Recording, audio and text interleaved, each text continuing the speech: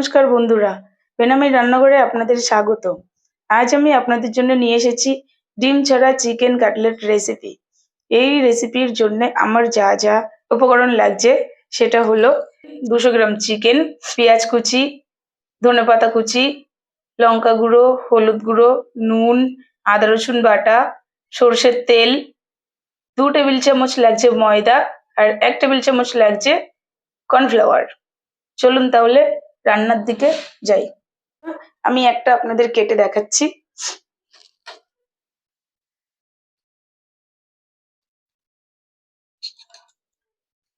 আমি এভাবে ঘরেই কেটে নিয়েছি। আপনারা চাইলে দোকান থেকেও কাটিয়ে নিতে পারেন বা মিক্সিতে দিয়েও করে নিতে পারেন, তাতে কোনো অসুবিধা নেই। আমি এভাবে কাটছি, তাতে একটু বড় বড় থাকবে, দেখ খাবার টাইমে একটু মুখে লাগে। সেটা আমি একটু বড় বড়ই কেটে নিয়েছি। এরকম ভাবে আমি সবটা কেটে নেব।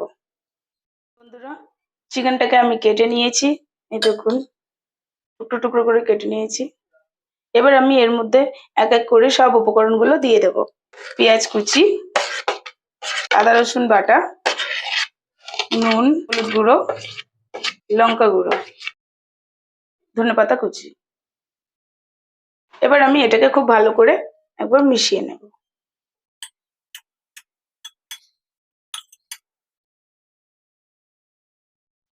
তো দেখুন বন্ধুরা, মাখা হয়ে গেছে। এবার আমি এটাকে 15 মিনিটের জন্য ঢাকা দিয়ে রেখে দেবো।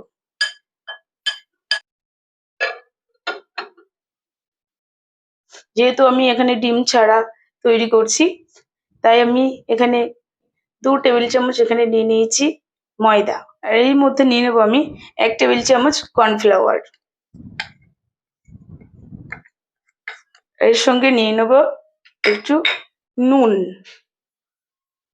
এই ময়দা, কর্নফ্লাওয়ার আর নুনটাকে ভালো করে মিশিয়ে নিয়ে এবার আমি এর মধ্যে দিয়ে দেব নর্মাল জল। এটাকে আমি খুব মোটাও করব না, আবার খুব পাতলাও করব না, অল্প অল্প জল নিয়ে এটাকে মিশিয়ে নেব। এই দেখুন আমার গোলা হয়ে গেছে। দুধের থেকে একটু মোটা থাকবে, খুব বেশি মোটা করব না। চলুন ফিরে আসছি কিছুক্ষণ পর। ম্যারিনেশন করা চিকেনটাকে এবার আমরা নিজেরা নিজেদের মতো শেপ দিয়ে নেব। দেখুন আমি এটা করে দেখাচ্ছি।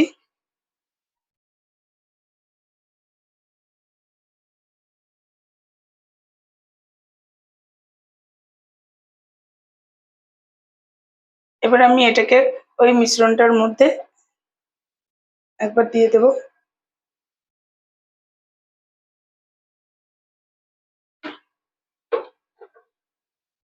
এবার আমি বিস্কুটের গুঁড়োর মধ্যে দিয়ে দিচ্ছি।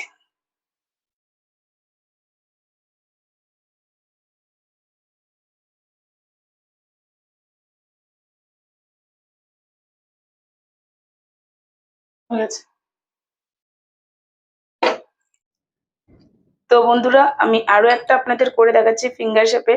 এটা আপনি বাচ্চাদের সামনে দিলে বাচ্চারা খুবই আনন্দের সহিত উপভোগ করবে। দেখুন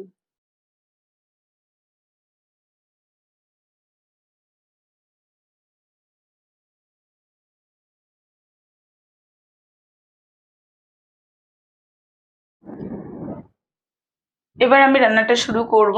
তার জন্য আমি গ্যাসের ফ্লেমটা অন করছি। কড়াইটা একটু গরম হতে দেব। কড়াই গরম হয়ে গেছে। এবার আমি দিয়ে দিচ্ছি সর্ষের তেল। আমি এখানে সর্ষের তেল নিয়েছি, আপনারা চাইলে সাদা তেলও নিতে পারেন।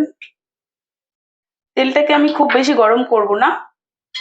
এবার আমি দিয়ে দেবো এর মধ্যে এক এক করে একটা।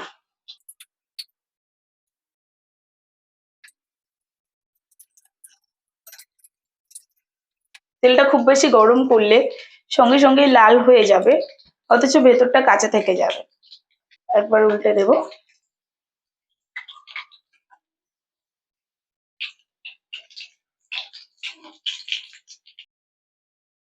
দেখুন খুব সুন্দর লাল হয়ে গেছে, কিন্তু এটা আমার হয়ে গেছে এর ভেতরে কাঁচা নেই।